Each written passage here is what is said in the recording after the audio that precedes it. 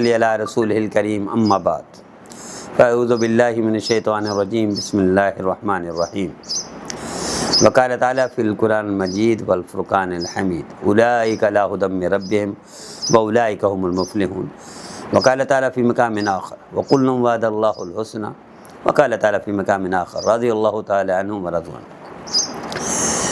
میرے تمام بھائیوں میری بہنیں، السلام علیکم ورحمۃ اللہ وبرکاتہ۔ اللہ تعالیٰ صفات اور خصوصیات اور ان کا درجہ بتاتے ہیں صحابہ کرام رضوان اللہ تعالی مجمعین کا۔ اللہ کہتے ہیں سارے جنتی ہیں، میں سب سے راضی ہوں اور سارے ہدایت پر ہیں۔ اور نبی کریم صلی اللہ علیہ وسلم کا ارشاد گرامی سنیے، آپ نے ارشاد فرمایا اصحاب النجوم فبأیہم اقتدیتم اہتدیتم، میرے صحابہ ستاروں کے مانند ہے، جس کی بھی پیروی کرو گے کامیاب ہوگے۔ کچھ دن پہلے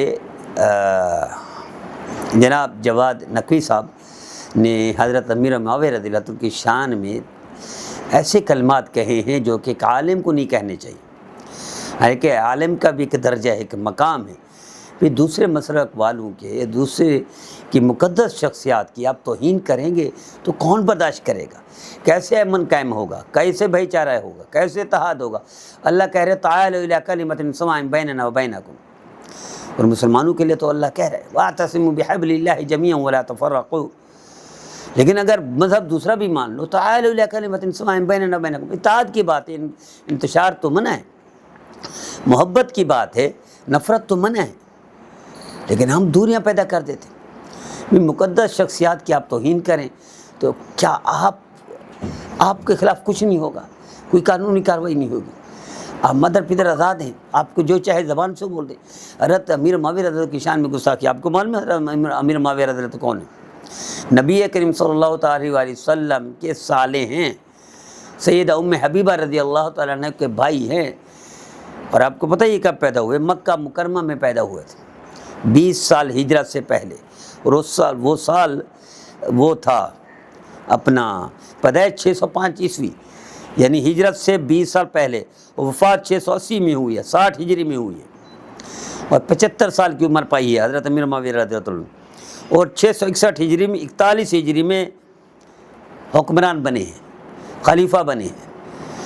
سیدنا حسن رضی اللہ تعالیٰ عنہ نے ان کے حق میں وہ چھوڑ دی تھی، قربان کر دی تھی خلافت، اور جیسے نبی کے وسلم نے فرمایا، فضیلت فرمائی حضرت حسن رضی اللہ عنہ کی کہ امت کے اتحاد اتفاق کے لیے میرا بیٹا ایسی قربانی دے، اور دی انہوں نے، اور مدت حکومت 19 سال ہے، اور آپ کو پتہ ہے ان کا نام قسطنطنیہ کا بحری موصل، اور رومی سلطنت کے خلاف سب سے زیادہ کام کیا ہے، اور بہت سارے اصلاحی کام کیے، بہت سارے اچھائی بھلائی پر مبنی کام کیے، اور نہ صرف شام کو بلکہ بہت سارے علاقوں میں کمال کے وہ کر دیے۔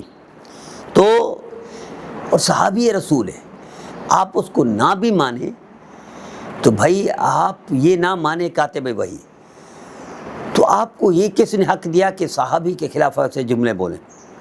آپ کو کیسے جرأت مل گئی؟ آپ کو معلوم نہیں ہے کہ آئین کیا کہتا ہے ہمارا پاکستان کا آئین؟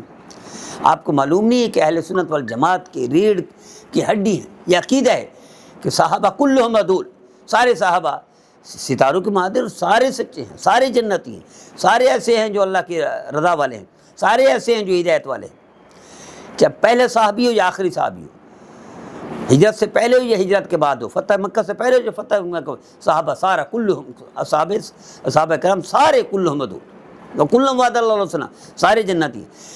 بھئی آپ کو معلوم ہے مذہب کا فرق ہے، مسلک کا فرق ہے، مقدس شخصیات، آپ کی مقدس شخصیات پر کوئی بندہ اللہ نہ کرے، ہم گالی گلوچ کے قائل نہیں ہیں، ہم غیبت بہتان الزام تراشی کے قائل نہیں ہیں، ہم برائی کے قائل نہیں ہیں، ہم نفرت کے قائل نہیں ہیں، ہم انتشار کے قائل نہیں ہیں، لیکن آپ اس طرح کر کے حضرت امیر معاویہ رضی اللہ عنہ کی شان میں گستاخی کر کے آپ کیا پیغام دینا چاہتے ہیں؟ آپ امن قائم کر رہے ہیں، آپ محبت کا درس دے رہے ہیں، آپ اتحاد اتفاق، آپ تو داعی تھے اتحاد کے اتفاق کے، آپ تو داعی تھے، اہل تشیع میں سب سے زیادہ داعی اتفاق اتحاد کے آپ تھے، تعالوا الی کلمۃ سواء بیننا وبینکم کا مصداق آپ بن رہے تھے، آپ دعوے دار تھے، اور آپ کیا کر رہے ہیں؟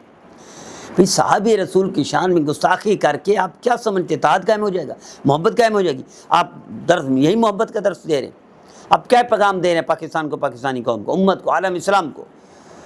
اللہ کی رضا کے لیے توبہ کر لیجئے، اور میں حکمرانوں سے التجا کرتا ہوں کہ اس طرح کی زبانیں روکی جائیں اور طاقت سے روکی جائے۔ نبی کریم صلی اللہ علیہ وسلم کو فرمانے، گناہ دیکھو تو طاقت سے روکو، یہ زبان سے روکو، یہ دل میں برا جانو۔ طاقت سے روکنا ہمارا کام نہیں ہے، عوام کا کام نہیں ہے، علماء کا کام نہیں ہے، یہ حکمرانوں کا کام ہے۔ حکمرانوں کو چاہیے اس طرح کوئی بھی کرے یا اہل بیت کی شان میں گستاخی کرے اس کو بھی سزا ہونی چاہیے، صحابہ کرام کے خلاف گستاخی کرے اس کو بھی سزا ہونی چاہیے، افریاد داری کو جیل ہونی چاہیے۔ اور علماء کا یہ طاقت کے ساتھ گناہوں کو روکیں، گستاخی کو روکیں، بے ادبی کو روکیں، توہین کو روکیں، انبیاء کی شان اور صحابہ کی شان، اہل بیت کی شان، اللہ والوں کی شان، علماء کی شان یہ روکنی پڑے گی، ورنہ بدامنی کے شکار ہو جائے گا پاکستان۔ مزید بدامن کرنا چاہ رہے ہیں آپ پاکستان کو یہ خرابی کی طرف لے جانا چاہ رہے ہیں، انتشار کی طرف لے جانا چاہ رہے ہیں۔ تو یہ پیغام دیتا ہوں، میں التجا کرتا ہوں حکمرانوں سے فوری طور پر کارروائی کی جائے اور علماء اس مسئلے کو اٹھائیں تاکہ آئندہ کوئی جرت نہ کر سکے، آئندہ کوئی زبان نہ کھول سکے، آئندہ کوئی بات نہ کر سکے، لیکن حکمت کے تحت، انتشار کے بغیر اور قانونی راستہ اختیار کر کے، خود اپنے قانون کو ہاتھ میں نہ لیں اور ہم سب کا کام کم از کم دل میں برا جانیں۔ دیکھیں نبی کریم صلی اللہ علیہ وسلم کی سنت، یہ بھی سنت ہے کہ گناہ کو دل سے نفرت، گناہ سے دل سے نفرت کرو، برائی سے دل سے نفرت کرو، دل سے نفرت کرو، بدکاری سے دل سے نفرت کرو۔ میں سمجھتا ہوں یہ بدکاری سے زیادہ جرم ہے، یہ گناہ سے بڑا گناہ ہے، یہ حرام کاموں سے زیادہ حرام کہ صحابہ کی شان میں گستاخی کرے، اور اہل بیت کی شان میں گستاخی بھی ہم برداشت نہیں کرتے، صحابہ کرام رضوان اللہ تعالیٰ اجمعین کی شان میں بھی گستاخی ہم برداشت نہیں کرتے۔ صحابہ کے بارے میں نبی کریم صلی اللہ علیہ وسلم ارشاد فرما رہے ہیں، اصحاب کے نجوم فبأیہم مقتدیتم اہتدیتم۔ صحابہ کرام کا اللہ فرما رہے ہیں وکلا وعد اللہ علیہ وسلم، صحابہ کرام کے بارے میں اللہ فرما رہے ہیں رضی اللہ عنہم ورضوا عنہ، صحابہ کے بارے میں اللہ فرما رہے ہیں اولئک علی ھدی من ربہم اولئک۔ اور اہل بیت کے بارے میں بھی کیا کہہ رہے نبی کریم صلی اللہ علیہ وسلم، کیا فرما رہے ہیں؟ قرآن میں بھی ہے، حضور نے فرمایا ایاکم الثقلین القرآن و سنتی و عترتی، میں دو چیزیں چھوڑ کر جا رہا ہوں، اس کو پکڑے رکھو گے گمراہ نہیں ہوگے، کامیاب ہو جاؤ گے۔ ایک قرآن ہے، دوسرا میرا خاندان ہے۔ خاندان اہل بیت سے محبت بھی حرام ہے، ایمان کا حصہ ہے، صحابہ کرام سے محبت بھی ایمان کا حصہ ہے۔ جو انتشار کرے اس کو قانون کے حوالے کرنا چاہیے۔ اللہ ہمیں توفیق دے، پاکستان کو امن کے راستے پر ڈالنے کی توفیق عطا فرمائے۔ پاکستان میں محبت، اتحاد، اتفاق کو ہوا دینی پڑے گی، اس طرح کے واقعات کو روکنا پڑے گا۔